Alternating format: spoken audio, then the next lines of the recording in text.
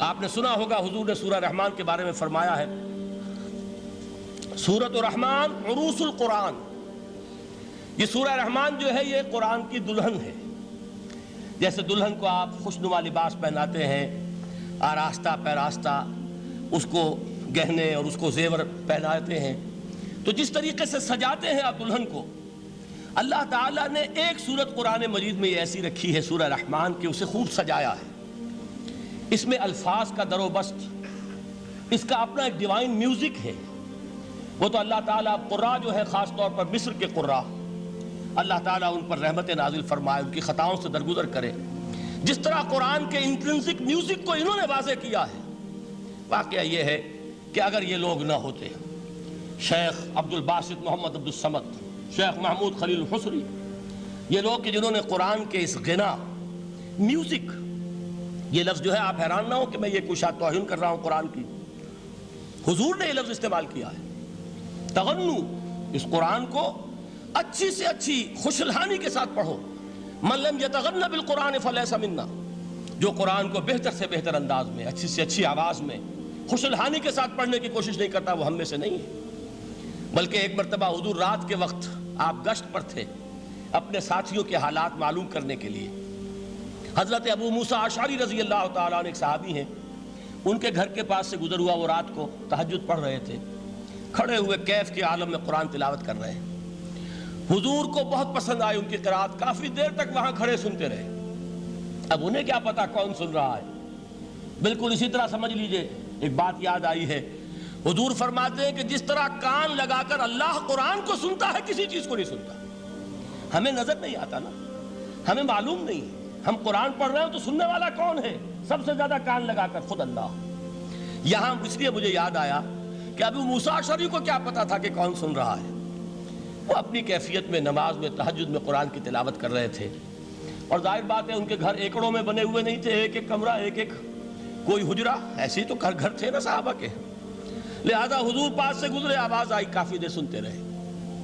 اس کے بعد آپ تشریف لے گئے، صبح فجر میں ملاقات ہوئی تو حضور نے تحسین کے انداز میں فرمایا، یا ابا موسیٰ انک قد اوتیت مزمارا من مزامیر آل داؤد، اے ابو موسیٰ تمہیں تو آل داؤد کے سازوں میں سے ایک ساز اللہ نے عطا فرما دیا ہے۔ جس طرح حضرت داؤد، لہن داؤدی مشہور ہے کہ جب وہ پچھلے پہر رات کو حمد کے ترانے الاپتے تھے، قرآن میں ہے کہ پرندے شامل ہو جاتے تھے ساتھ، اور پہاڑ وجد میں آتے تھے، پہاڑ بھی ان کے ساتھ شریک ہوتے تھے۔ تو جس طرح کا اللہ نے ان کو لہن عطا فرمایا تھا، حضور نے تحسین کے انداز میں فرمایا ہے ابو موسیٰ اشعری، اللہ نے تمہیں بھی آل داؤد کے سازوں میں سے ایک ساز عطا فرمایا۔ بہرحال قرآن مجید کا جو یہ میوزک ہے، قرآن کے الفاظ کا جو حسن ہے، جہاں تک حسن معنوی ہے وہ تو ہر لفظ میں ہے، لیکن یہ حسن ظاہری، حسن صوتی، حسن لفظی، یہ اپنے کلائمیکس پر آپ کو نظر آئے گا سورہ رحمان میں۔ لیکن قرآن میں یہ سورت اس اعتبار سے بھی ممتاز ہے، اس کی 4 آیات پر ذرا توجہ کریں گے، عجیب حقائق سامنے آئیں گے۔ جہاں یہ قرآن مجید کے حسن صوت اور حسن لفظی کی معراج ہے، وہیں اس کی پہلی 4 آیات میں 4 چوٹی کی چیزوں کا ذکر ہے، سب سے اونچی چیزیں۔ پہلی آیت کیا ہے؟ الرحمن، ایک آیت ہو گئی۔ رحمان کیا ہے؟ اللہ کا نام ہے۔ کبھی آپ نے غور کیا اللہ کے ناموں میں سب سے پیارا نام کون سا ہوگا؟ رحمان۔ کیوں؟ اس کا مادہ کیا ہے؟ رحمت۔ ہمیں سب سے بڑھ کر جس چیز کی ضرورت ہے وہ کیا ہے؟ رحمت خداوندی۔ نام اچھی طرح سن لیجئے اس حضور کے قول کو۔ حضور فرماتے کوئی شخص جنت میں مجرد اپنے عمل کی بنیاد پر داخل نہیں ہو سکے گا جب تک کہ رحمت خداوندی دستگیری نہ کرے۔ کسی صحابی نے بڑی ہمت اور جرأت کا ثبوت دیا کہ پوچھ لیا، کیا حضور آپ بھی؟ جب آپ نے فرمایا کوئی شخص داخل نہیں ہو سکتا جنت میں محض اپنے عمل کی بنیاد پر جب تک کہ رحمت خداوندی جو ہے وہ دستگیری نہ فرمائے۔ پوچھا گیا کیا آپ بھی؟ آپ نے فرمایا ہاں میں بھی۔ آپ انداز کیجئے کہ اگر محمد الرسول اللہ بھی رحمت خداوندی کے ضرورت مند ہوں تو تاب دیگراں چے رسد، ہماری تو سب سے بڑی ضرورت رحمت خداوندی ہے۔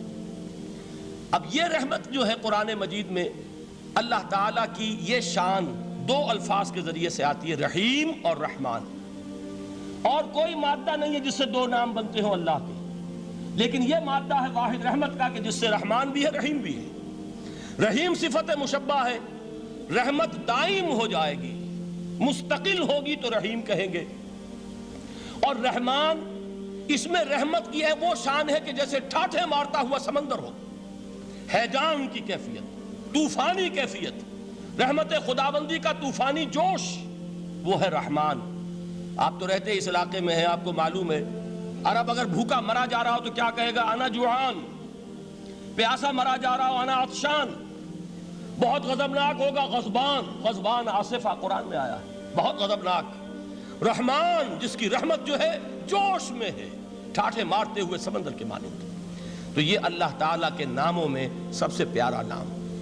اب آگے چلیے، الرحمن علم القرآن، رحمان نے قرآن سکھایا۔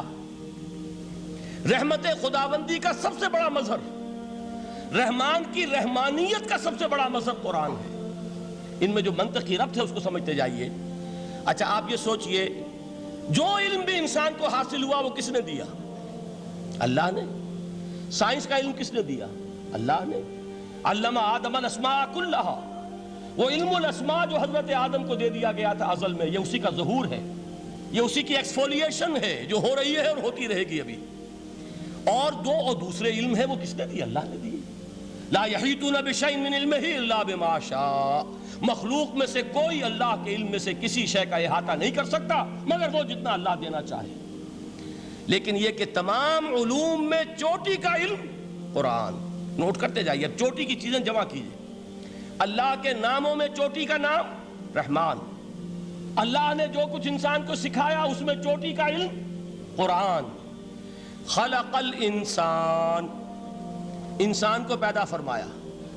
سوال یہ کہ حیوانات کو کس نے پیدا فرمایا؟ آسمان کس نے پیدا کیے؟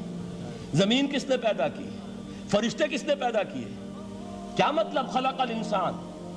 اس کی تمام مخلوقات میں اس کا کلائمیکس، اس کی تخلیق کی معراج، اس کے تخلیق کا نقطہ عروج انسان ہے۔ یہ ہے کہ جو مسجود ملائک بنا ہے۔ وَلَقَدْ كَرَّمْنَا بَنِي آدَمَ وَحَمَلْنَاهُمْ فِي الْبَرِّ وَالْبَحْرِ وَرَزَقْنَاهُمْ مِنَ الطَّيِّبَاتِ وَفَضَّلْنَاهُمْ عَلَى كَثِيرٍ مِّمَّنْ خَلَقْنَا تَفْضِيلًا۔